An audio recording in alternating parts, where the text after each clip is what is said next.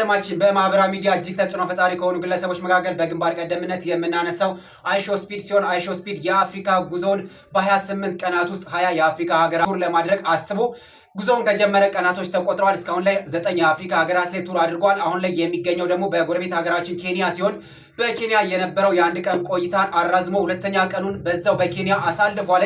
በኬንያ እንግዲህ ሁላችንም እንደምናውቃቸው እጅግ አስገራሚ በዓለም ላይ ግንባር ቀደም ሆነው ከሚጠቀሱ ጎሳዎች መካከል ማሳይ ማራ የሚባሉ ጎሳዎች ጋር ሁለተኛ ቀኑን ማለት ነው እጅግ አስደሳች ጊዜን እያሳለፈ እንደሆነ በማህበራዊ ድረገጹ አሳውቋል። ከኬንያ በመቀጠል ወደ ሀገራችን ኢትዮጵያ ይመጣል ተብሎ በጉጉት ይጠበቃል ማለት ነው።